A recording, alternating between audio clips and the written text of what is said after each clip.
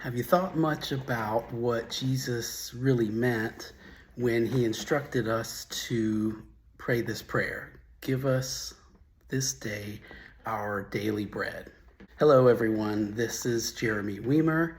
I'm the author of the book Gospel Bootcamp, and today we're talking about the Lord's Prayer and this, what I believe is an Old Testament quote from Solomon that Jesus is borrowing. And I'm encouraging us to just consider what we're really asking for when we pray this prayer. Maybe we recite it in church. In Proverbs 30, verse 7, Solomon records, "Two things I ask of you, Lord. Don't refuse me before I die. Keep lies and falsehood far from me, and give me neither poverty nor riches, but give me only my daily bread." And Jesus is borrowing this phrase, right? So in other words, Solomon is saying, don't give me too much riches, Lord. How about that prayer, right? And that's what Jesus is recommending that we pray too. For heaven's sake, don't make me filthy rich, God. Don't let me win the lottery, right? The real question is, what on earth are Solomon and Jesus actually getting after here? Like, why pray this way? And I think it's found in the next verse in Proverbs 30. He says, "Otherwise I may have too much and disown you and say, 'Who is the Lord?'"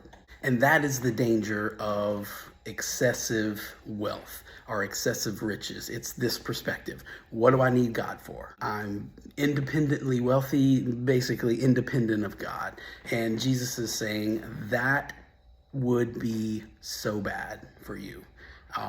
You don't want to arrive at that place, is really what Jesus is saying. And hopefully we can be aware of that and understand where he's coming from. And the reality for us is that we were made to need God. And we were made to delight in him. And part of that relationship of delighting in him is depending on him and trusting him and seeing him come through. And that's the kind of relationship he is pointing us toward. So this like all set mentality or everything is just lined up, set it and forget it. Like that is a lie. You wouldn't be truly content in that. It would be catastrophic spiritually, for your relationship with God. So, and I would also encourage you, just remember how Jesus opened his most famous sermon, which we're right in the middle of. It's where he gives us this Lord's Prayer, his Sermon on the Mount. And his opening line for his longest and most famous sermon is, "Blessed are the poor in spirit." Again, let that sink in. That's his opening, right? That's the hook. That's where he's getting everybody's attention, right? Blessed are the poor in spirit.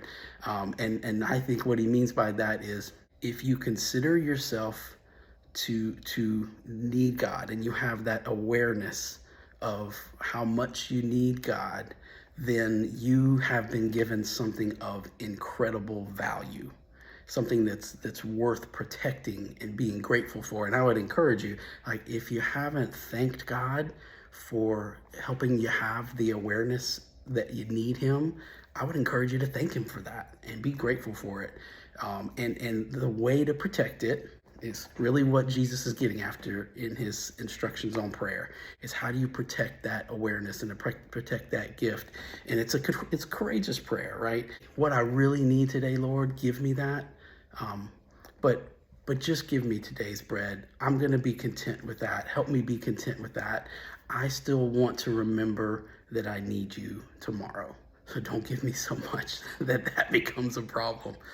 And I would just say in my own prayers, a little side note, I might kind of throw in at the end, God, if you really want me to win the lottery, hey, who am I to argue with you, right?